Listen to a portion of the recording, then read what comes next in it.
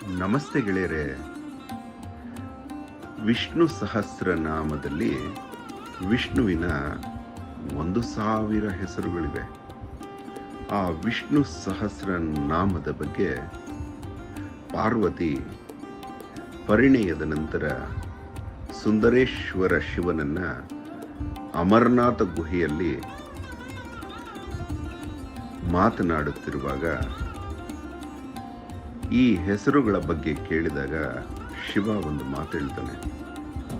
ಶ್ರೀರಾಮ ರಾಮ ರಾಮೇತಿ ರಮೇ ರಾಮೇ ಮನೋರಮೆ ಸಹಸ್ರ ನಾಮ ತತ್ತುಲ್ಯಂ ರಾಮನಾಮವರಾನನೆ.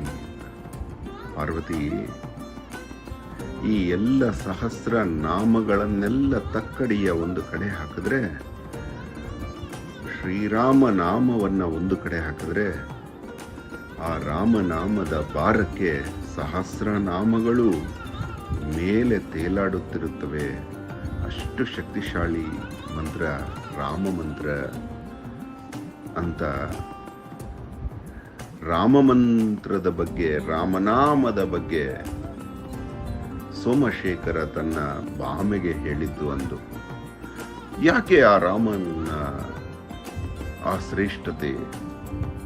ಅಂತಹ ಮಹಾನುಭಾವ ಹುಟ್ಟಿದ ಗ್ರಹಗತಿಯಾದರೂ ಎತ್ತು. ದಶರಥನೇ 80 ವರ್ಷ ತಪಸ್ಸು ಮಾಡಿದರೂ ಆಗದ ಮಗು ಆ ಸಮಯದಲ್ಲಿ ಯಾಕಾಯಿತು? 80 ವರ್ಷದ ನಂತರ ದಶರಥನಿಗೆ ಯಾಕೆ ರಾಮ ಹುಟ್ಟಿದ್ದು? ಅಷ್ಟು ಮದುವೆಯಾದರೂ ಮುಂಚೆ ಯಾಕೆ ಹುಟ್ಟಲಿಲ್ಲ? ಈ ರಾಮನಿಗೋಸ್ಕರ ಯಾಕೆ ಪುತ್ರಕಾಮೇಷ್ಟಿ ಯಾಗವನ್ನ ಕೈಗೊಂಡರು? ಏನಂತಹ ಶ್ರೇಷ್ಠತೆ! ರಘುವಂಶದ ಕೀರ್ತಿ ಹಬ್ಬುವ ಮಗು ಈ ರೀತಿ ಹುಟ್ಟಲು ಕಾರಣವೇನು? ತಿಳಿಯೋಣ ಬನ್ನಿ. ಮೂಲತಃ ಅಹೋರಾತ್ರ ಜ್ಯೋತಿಷ್ಯಾಸಕ್ತಿಯಿಂದ ಗ್ರಹ ಚಲನೆಗಳನ್ನು ಅಧ್ಯಯನ ಮಾಡಿಕೊಂಡು ಬಂದವ. ಗ್ರಹ ಚಲನೆಯನ್ನ ಯಾರು ಅಧ್ಯಯನ ಮಾಡುತ್ತಾರೋ ಅವರು ಜ್ಯೋತಿಷ್ಯಕ್ಕೆ ವಂದಿಸುತ್ತಾರೆ. ಅದು ತಪ್ಪಿಲ್ಲದ ಗಣಿತ. ಗಡಿಯಾರದಲ್ಲಿ 12 ಅಂಕಿಗಳು ಇರುವ ಹಾಗೆ ಕುಂಡಲಿಯಲ್ಲಿ 12 ಭಾಗಗಳಿರುತ್ತೆ. ಒಂದು ಗ್ರಹಗತಿ ಮತ್ತೆ ಮರುಕಳಿಸಬೇಕು ಅಂದ್ರೆ 36,28,800 ವರ್ಷಗಳು ಕಳಿಬೇಕು. ಹಾಗಾದಾಗ ಮಾತ್ರ ಒಂದು ಕುಂಡಲಿಯ ಗ್ರಹಗತಿಗಳು ಮತ್ತೆ ಅದೇ ರೀತಿ ಮರುಕಳಿಸಲು ಸಾಧ್ಯ. ಹೀಗೆ ಇರುವ ಗ್ರಹಗತಿಗಳ ಅನುಪಾತ ಅತಿ ಉಚ್ಚಕ್ಕೆ, ಅತಿ ಶ್ರೇಷ್ಠತೆಗೆ ಹೋಗುವ ಒಂದು ಸಾಂದ್ರತೆ, ಒಂದು ಗಳಿಗೆ ಅಂತ ಇದ್ರೆ ಅದು ರಾಮನ ಜನ್ಮ ಸಮಯ. ಯಾಕಂದ್ರೆ ಪ್ರತಿಯೊಂದು ಗ್ರಹಕ್ಕೂ ಜ್ಯೋತಿಷ್ಯದಲ್ಲಿ ಒಂದು ಉಚ್ಚ ಸ್ಥಾನ, ಒಂದು ನೀಚ ಸ್ಥಾನ ಅಂತಿರುತ್ತೆ. ಹಾಗೆ ನೋಡಿ, ಈ ಶ್ರೀರಾಮನ ಕುಂಡಲಿಯಲ್ಲಿ ರವಿ ಉಚ್ಚ ಸ್ಥಾನದಲ್ಲಿ, ರಾಹು ಉಚ್ಚ ಸ್ಥಾನದಲ್ಲಿ, ಗುರು ಉಚ್ಚ ಸ್ಥಾನದಲ್ಲಿ, ಶನಿ ಉಚ್ಚ ಸ್ಥಾನದಲ್ಲಿ, ಕೇತು ಉಚ್ಚ ಸ್ಥಾನದಲ್ಲಿ, ಮಂಗಳ ಉಚ್ಚ ಸ್ಥಾನದಲ್ಲಿ, ಶುಕ್ರ ಉಚ್ಚ ಸ್ಥಾನದಲ್ಲಿ, ಬುಧ ಮಾತ್ರ ನೀಚ ಸ್ಥಾನದಲ್ಲಿ, ಚಂದ್ರ ಸ್ವಸ್ಥಾನದಲ್ಲಿ. ಇದಕ್ಕಿಂತ ಅತಿ ಶ್ರೇಷ್ಠ ಕುಂಡಲಿಯ ಗಳಿಗೆ ಮತ್ತೊಂದು ಬರಲು ಸಾಧ್ಯವಿರುವುದು 36,28,800 ವರ್ಷಗಳಿಗೆ ಮಾತ್ರ. ರಾಮ ಹುಟ್ಟಿ 8,69,000 ವರ್ಷಗಳ ಕಳೆದಿವೆ. ತ್ರೇತಾಯುಗದಲ್ಲಿ ಹುಟ್ಟಿ ಬಂದ ರಾಮಚಂದ್ರ. ಆದ್ದರಿಂದ ಈ ರಾಮನ ಈ ಕುಂಡಲಿಯ ವಿಶೇಷತೆಯೇ ಅದ್ಭುತ. ಲಗ್ನದಲ್ಲಿ ಕರ್ಕಾಟಕ ಲಗ್ನ, ಚಂದ್ರ ಗುರು ಸೇರಿ ಗಜಕೇಸರಿ ಯೋಗ. ಪೂರಾ ಭಾರತವನ್ನ ಒಂದುಗೂಡಿಸಿದ ಮಹಾನುಭಾವ. ತಾನು ಕಾಲು ಇಟ್ಟದ್ದು ಸೂರ್ಯನ ಕಿರಣವೂ ಬೀಳದಂತಹ ದಂಡಕಾರಣ್ಯದಲ್ಲಿ. ಅಷ್ಟು ದಟ್ಟವಾದ ಕಾಡು. ಲಕ್ಷ್ಮಣ ಮುಂದೆ ದಾರಿ ಮಾಡ್ತಾ ಹೋದ್ರೆ ಮಧ್ಯದಲ್ಲಿ ಸೀತಮ್ಮ ನಡೀತಾ ಇದ್ರೆ ಹಿಂದೆ ರಾಮ ನಡೀತಾ ಇದ್ರು. ಆ ನೇಗಿಲು ಕೂಡ ಕಾಣದ ಆ ದಂಡಕಾರಣ್ಯ ಕ್ಷೇತ್ರವನ್ನ ಅಹಲ್ಯೆ ಅಂತ ಕರೀತಿದ್ರು. ಗೌತಮ ಭೂಮಿ ಅಂತ. ಗೌತಮನ ಪತ್ನಿ ಗೌತಮ ಭೂಮಿಯನ್ನ ಅಹಲ್ಯೆ ಹಲಮುಟ್ಟದ ಜಾಗವಾಗಿತ್ತದು. ಗೌತಮ ಮುನಿಸಿನಿಂದ ಇಂದ್ರ ಮುಟ್ಟಿಸಲು ಬಂದ ಹಲಕ್ಕೆ ಭೂಮಿ ಆ ದಂಡಕಾರಣ್ಯದ ಅಹಲ್ಯೆ ಬಿಟ್ಟುಕೊಟ್ಟ ಕಾರಣ ಅಹಲ್ಯೆಗೆ ಶಾಪ ಕೊಟ್ಟು ಕಲ್ಲಾಗು ನೀನು, ಇಂದ್ರನಿಗೆ ಮೈಯೆಲ್ಲ ಕಣ್ಣಾಗಲಿ ಅಂತ ಶಾಪ ಕೊಡ್ತಾರೆ ಗೌತಮ. ನೋಡಿ ಎಷ್ಟು ಚೆನ್ನಾಗಿದೆ. ಆ ಭೂಮಿಯೇ ಅಹಲ್ಯೆ, ಹಲಮುಟ್ಟದ ಜಾಗ ಅಂತ. ಅಂತಹ ಹಲಮುಟ್ಟದ ಜಾಗಕ್ಕೆ ವನವಾಸದಲ್ಲಿ ರಾಮನ ಪಾದ ಸೋಕಿದಾಗ ಕಲ್ಲಾಗಿದ್ದ ಅಹಲ್ಯೆ ಮತ್ತೆ ಗೌತಮಿ ಆಗ್ತಾಳೆ. ರಾಮ ನಡೆದ ದಾರಿಯೆಲ್ಲ ಕಾರ್ಯಕ್ಷೇತ್ರವಾಗುತ್ತೆ, ಋಷಿ ಮುನುಗಳ ತಪೋಭೂಮಿಯಾಗುತ್ತೆ, ರೈತರ ಉಳುಭೂಮಿಯಾಗುತ್ತೆ, ಹಲ್ಯೆಯಾಗುತ್ತಾಳೆ ಅಹಲ್ಯೆ. ನಿನ್ನೆಯ ತನಕ ಶಿಲೆಯಾಗಿದ್ದ ಅಹಲ್ಯೆ ರಾಮನ ಪಾದ ಸೋಕಿ ಗೌತಮಿಯಾದಳು. ದಕ್ಷಿಣ ಭಾರತದ ನಮಗೆಲ್ಲ ಹಬ್ಬ ಆರಂಭವಾಯಿತು. ಅಂತಹ ಪಾದ ಹುಟ್ಟಲು ಇಂತಹ ಸಮಯ ಬೇಕಾಗಿತ್ತು. ಯಾರ ಜಾತಕದಲ್ಲಿ ಲಗ್ನದಲ್ಲಿ ಚಂದ್ರ ಗುರುಗಳಿರುತ್ತಾರೋ ಅಂತಹವರು ನಾಡ ಕಟ್ಟುತ್ತಾರೆ ಎನ್ನುವುದು ಜ್ಯೋತಿಷ್ಯ. ಹೀಗೆ ಪತ್ನಿಯ ಕ್ಷೇತ್ರ 7ನೇ ಮನೆಯಲ್ಲಿ ಮಂಗಳ. ಆ ಮಂಗಳ ಚಂದ್ರ ಇರುವ ಮನೆಯಿಂದ ಎಣಿಸಿಕೊಂಡು ಹೋದಾಗ 7ನೇ ಮನೆ. ಅಷ್ಟು ಶಕ್ತಿಶಾಲಿ ಸೀತೆ. ಸೀತೆ ತನ್ನ ಎಡಗೈಯ ಕಿರು ಬೆರಳಿಂದ ಶಿವಧನಸ್ಸನ್ನು ಎತ್ತಿ ಎಡಗಾಲಿನಿಂದ ಅಲ್ಲಿ ಸಿಕ್ಕಿಕೊಂಡ ಚೆಂಡನ್ನು ಹೊರಗೆಳೆದದ್ದು ನೋಡಿದ ಜನಕ ಈಕೆಯನ್ನು ವರಿಸಲು ಈಕೆಗಿಂತ ಶಕ್ತಿಶಾಲಿ ಬೇಕು, ಈ ಶಿವಧನಸ್ಸನ್ನು ಮುರಿಯುವವ ಮಾತ್ರ ಬೇಕು ಅಂತ ತಿಳಿದು ಸ್ವಯಂವರ ಘೋಷಿಸುವುದು. ಅಂತಹ ಶಕ್ತಿಶಾಲಿ ಸೀತೆಯನ್ನ ಪತ್ನಿಯಾಗಿ ಹೊಂದಲು ರಾಮ ಎಷ್ಟು ಶಕ್ತಿಶಾಲಿ ಆಗಿರಬೇಕು. ಆ ಶಕ್ತಿಯ ಸಂಕೇತವಾಗಿ ಮಂಗಳ ಸಪ್ತಮದಲ್ಲಿದೆ. ರಾಜ, ಆ ರಾಜನ ಲಕ್ಷಣ ಶುಕ್ರ, ರವಿ, ಚಂದ್ರ ಎಲ್ಲವೂ ತೋರುತ್ತದೆ. ಎಂತಹ ಕಷ್ಟಗಳನ್ನ ಎದುರಿಸುವ ಶಕ್ತಿ 30 ವರ್ಷಗಳಿಗೆ ಒಂದು ಬಾರಿ ಶನಿ ಆ ಮನೆಯನ್ನ ಸೇರುತ್ತಾನೆ. ಆ ಶನಿ ಸರಿಯಾಗಿ ತನ್ನ ಉಚ್ಚ ಕ್ಷೇತ್ರದಲ್ಲಿರುವುದು ವಿಶೇಷ. ಹೀಗೆ 1, 2, 3, 4, 5, 6, 7 ಗ್ರಹಗಳು ಉಚ್ಚ ಸ್ಥಾನದಲ್ಲಿರುವಂತಹ ಕುಂಡಲಿ ಈ ಜಗತ್ತಿನಲ್ಲಿ ಯಾವುದಾದ್ರೂ ಒಂದಿದ್ರೆ ಅದು ಶ್ರೀರಾಮಚಂದ್ರನದು ಮಾತ್ರ. ಇನ್ನು ಬುಧ ಯಾಕೆ ನೀಚ ಸ್ಥಾನ ಆರಿಸ್ಕೊಂಡ್ರು ದೇವರು ಅಂತ ಅನ್ಕೋಬೇಡಿ. ಶುಕ್ರ ಇದ್ದ ಆ ಹಸಿನ ಮನೆಯಲ್ಲಿ ಮಾತ್ರ ಬುಧ ಇರುವುದು ವಾಡಿಕೆ. ಶುಕ್ರ ನೀಚ ಸ್ಥಾನ ಸೇರಿದರೆ ಬುಧ ಉಚ್ಚ ಸ್ಥಾನದಲ್ಲಿರುತ್ತಾನೆ. ಶುಕ್ರ ಉಚ್ಚ ಸ್ಥಾನ ಸೇರಿದರೆ ಬುಧ ನೀಚ ಸ್ಥಾನದಲ್ಲಿ ಇರುವುದು ಯಾವುದೇ ಜಾತಕದ ಅದು ಸಿದ್ಧತೆ. ಹಾಗಾಗಿ ರಾಜ ಲಕ್ಷಣವನ್ನು ಹೊಂದಿದ ರಾಮ ರವಿ ಉಚ್ಚನಾಗಬೇಕು ಅಂದ್ರೆ ಶುಕ್ರ ಉಚ್ಚನಾಗಬಹುದೇ ವಿನಃ ಬುಧ ಉಚ್ಚನಾಗಲು ಸಾಧ್ಯವಿಲ್ಲ. ಹಾಗಾಗಿ ಬುಧ ಒಂದು ಇನ್ನೊಬ್ಬರ ಆಜ್ಞೆಯಂತೆ ನಡೆಯುವುದು ರಾಮನ ಗುಣವಾಗಿತ್ತು. ತನ್ನದೇ ಆದ ಬುದ್ಧಿಶಕ್ತಿ ಇದ್ರೂ ಕೂಡ ಯಾವಾಗಲೂ ಇನ್ನೊಬ್ಬರ ಮಾತನ್ನ ಕೇಳುತ್ತಿದ್ರು.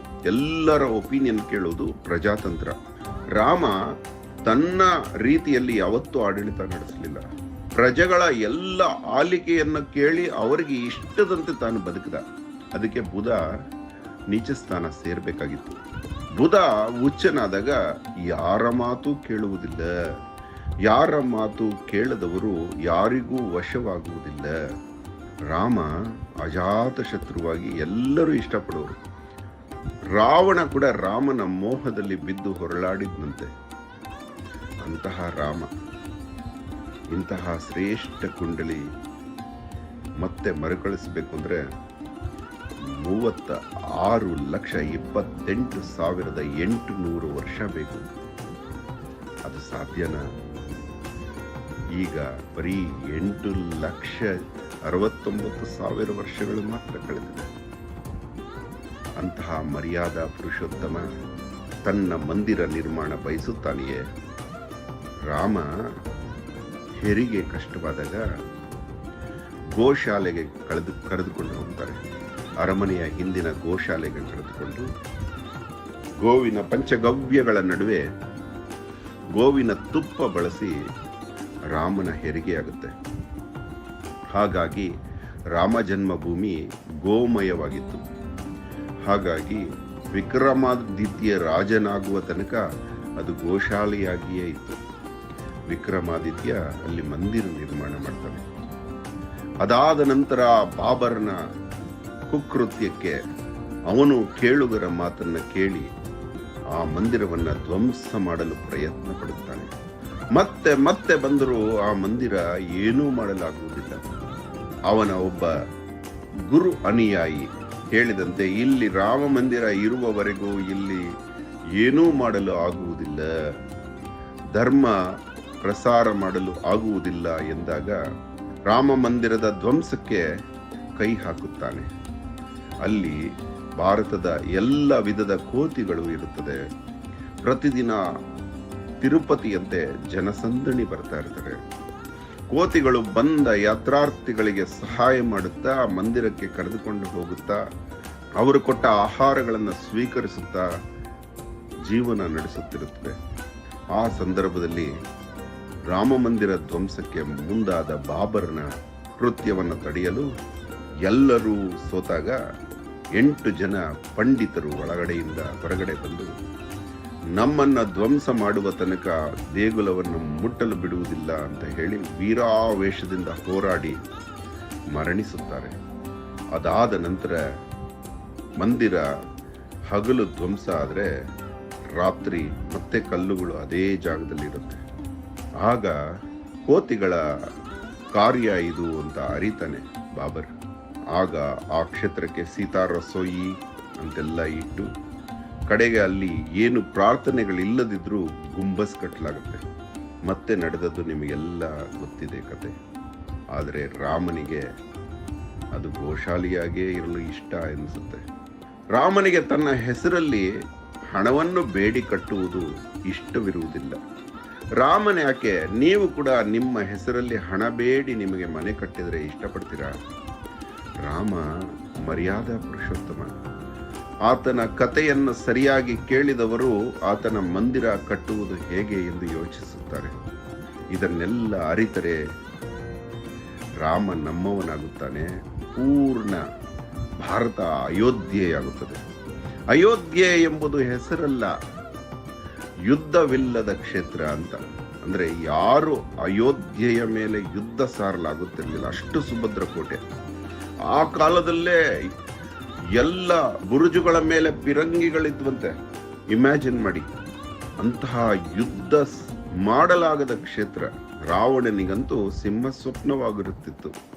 ಅಯೋಧ್ಯೆಯಲ್ಲಿ ಸೀತೆ ಮಾತೆ ಏನಾದರೂ ಇದ್ದಿದ್ದಲ್ಲಿ ರಾವಣ ಕನಸಲ್ಲೂ ನೋಡಲು ಆಗುತ್ತಿರಲಿಲ್ಲ, ಅಪಹರಿಸುವುದು ಬಿಡಿ.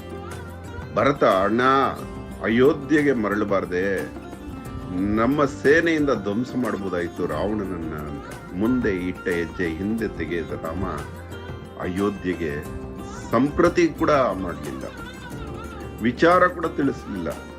ಮುಂದೆಯೇ ಸಾಗಿರುತ್ತದೆ ರಾಮ. ಒಬ್ಬಂಟಿ ಹೋರಾಟದಿಂದ ಹೋರಾಡುವ ಸಾಮರ್ಥ್ಯ ರಾಮನಿಗಿತ್ತು. ಆದರೆ ವಾನರ ಸೇನೆ ರಾಮನ ಸಹಾಯ ಪಡೆದು ರಾಮನಿಗೆ ಸಹಾಯ ಮಾಡಲು ಮುಂದಾಗಿತ್ತು. ಈ ರಾಮನ ಕುಂಡಲಿ ರಾಮನ ಸಂಪೂರ್ಣ ಭವಿಷ್ಯವನ್ನ, ಭೂತವನ್ನ, ವರ್ತಮಾನವನ್ನ ಹೇಳ್ತಾ ಹೋಗುತ್ತೆ.